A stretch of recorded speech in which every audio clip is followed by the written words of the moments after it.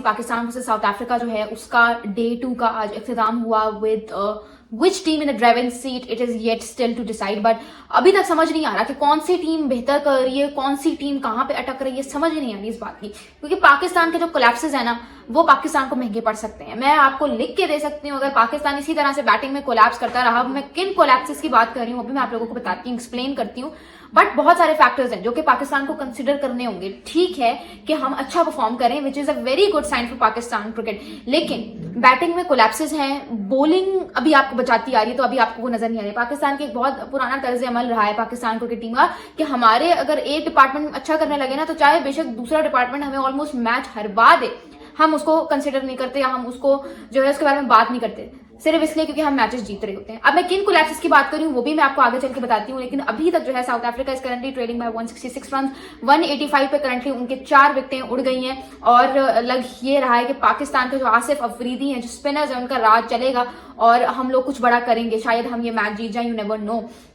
But जब 166 पे south Africa की सिर्फ 2 विकेटें गिरी हुई थी ना, मैंने कहा कि भाई लगता है ये दूसरा मैच हम नहीं जीत पाएंगे, लगता है वो सारे ख्वाब जो है वो हमें चकनाचूर करने पड़ेंगे, जो बड़े लड़कों वाली मीम है वो शायद सच साबित हो जाए, केशव महाराज ने हमें दूसरा जो है वो नहीं जीतने दिया मैच। इस तरह के ना ख्यालात मेरे जहन में आ रहे थे until and unless the debutant Asif Afridi walked in and he took an amazing wicket. Yes, you heard me right. जिस तरह से उसने टोनी डिजोजी को आउट किया, भाई वो सीधा सीधा आउट था, लेकिन अंपायर पता नहीं कहाँ गायब थे, किन ख्यालों में गुम थे, हमें रिव्यू लेना पड़ा, रिव्यू हमारे हक में आया और वो विकेट जो है वो उड़ी, और शुक्र है कि भाई वो विकेट उड़ी, क्योंकि उस बंदे ने जो हाल किए हुए थे ना, मैं कहती हूँ Tristan Stubbs a very promising batsman, उसके साथ खड़े होकर उसने 113 रन की पार्टनरशिप कब लगा ली पता ही नहीं चला, और वहां भी मुझे लगा कि things might get difficult from here, लेकिन जब आसिफ अफरीदी ने विकेट ली और उसके बाद उसने ब्रेविस को आउट किया तो मैंने कहा यार वाह क्या दिन है पाकिस्तानी क्रिकेट फैंस के जीने के, पहले नोमी चाचू अब आसिफ मामू, मतलब दिन जो है वो खूबसूरत से खूबसूरत होते जा रहे हैं पाकिस्तान क्रिकेट फैंस के लिए in terms of test cricket. तो वहां पे मुझे लगा कि okay we are getting back into the match, और यही होता है test cricket, is all about 2 to 3 spells, it is all about a session, जो आपका जो है गेम आपके फेवर में कब टर्न कर दे आपको पता ही नहीं चलेगा। सो ये चीज हुई पाकिस्तान के साथ, और Asif Afridi brought us back into the game. Noman Ali threatening है, लेकिन ये है ना कि अब उन्होंने पढ़ना सीख लिया है नोमान अली को। Asif Afridi was very new,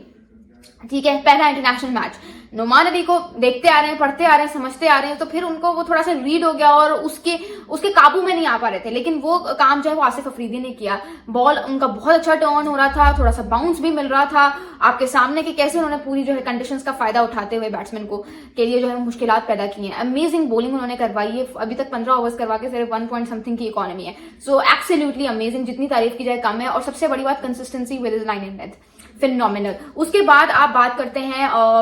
Pakistan के बैटिंग के बारे में बात करते हैं। पाकिस्तान की बैटिंग यार देखो, मैं आपको आपको छोटा सा स्टैट में यहाँ पे पेश करती हूँ। पाकिस्तान ने जब अपना पहला टेस्ट मैच की पहली इनिंग्स खेली तो उसमें पाकिस्तान ने आखिरी 5 विकेट्स गंवाई फॉर ओनली स्कोरिंग 16 रन, सिर्फ 16 रन स्कोर करके पाकिस्तान ने अपनी आखिरी 5 विकेटें गंवाई। फिर उसी फर्स्ट टेस्ट मैच की सेकेंड इनिंग्स में पाकिस्तान ने जो है वो 5 विकेट्स, जो आखिरी 5 विकेट्स गिरी, अगेन वो सिर्फ फॉर ओनली स्कोरिंग 70 रन, जो है सिर्फ 17 रन करके पाकिस्तान ने अपनी आखिरी 5 विकेटें गंवाई। फिर आज के सेकेंड टेस्ट मैच के फर्स्ट इनिंग्स में दोबारा पाकिस्तान ने सिर्फ 17 रन करके 5 विकेटें अपनी आखिर की गंवाई। तो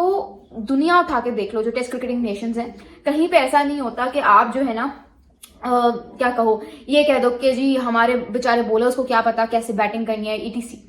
कहीं ऐसा नहीं होता। लेकिन हमारे tailenders they are throwing the bat like उनकी जैसे कोई वो ही नहीं है, कोई रिस्पॉन्सिबिलिटी नहीं है, कोई डिटर्मिनेशन, कोई कमिटमेंट ही नहीं है, मतलब हर किसी को बहाना मिला हुआ है। चलो इनका तो फिर समझ आता है, जो हमारे मेन बैट्समैन भी है उनको भी बहाना मिला हुआ है कि कंडीशंस ऐसी हैं, ये है वो है, टफ पिच है, तो कैसे बैटिंग करें। तो उनको देखते देखते भाई इन टेलेंटर्स ने भी जिम्मेदारी अपनी जो है वो उठा ली है सरों से कि जी हम क्यों करें कोशिश। 3 और 16 पे मेरे ख्याल से हमारी हुई सिर्फ 5 विकेटें गिरी थी, 333 ऑल आउट। तो आप कोलैप्स देख रहे हैं,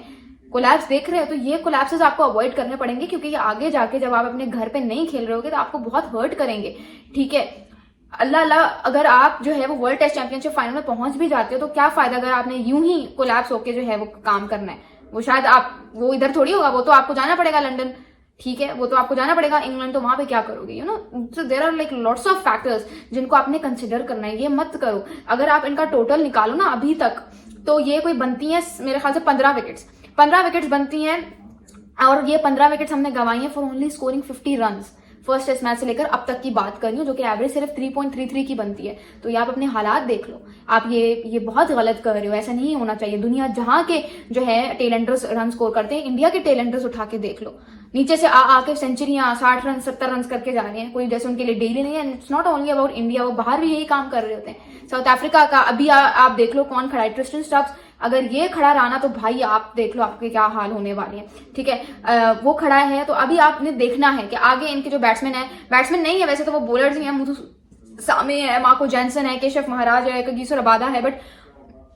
मार्को जैनसन को मैं देखती आ रही हूँ। मार्को जैनसन जो है ना वो एक ऐसा बॉलर है जो खड़ा होकर ना टिक के बैटिंग कर सकता है, मतलब अगर वो बैटिंग नहीं भी करा तो वो खड़ा रहेगा, ठीक है, to avoid the loss of wickets. तो आपने अभी there is a lot to cover for Pakistan cricket bowlers. अब आपके ऊपर है आप ये कैसे करते हो। बाकी ये है कि लेट्स सी क्या होता है कल के मैच में। कल का दिन बहुत इंटरेस्टिंग होने वाला है, एक्साइटिंग होने वाला है, तो मैं तो बड़ी एक्साइटेड हूँ। आप लोग हो मुझे कमेंट्स में जरूर बताना। और पाकिस्तान के टेलेंडर्स के लिए एक जो है वो असाइनमेंट है कि आपने सेकेंड इनिंग्स में ये कोलैप्स नहीं करना, वरना सिचुएशन आपके हक में हर दफा एंड नहीं होगी।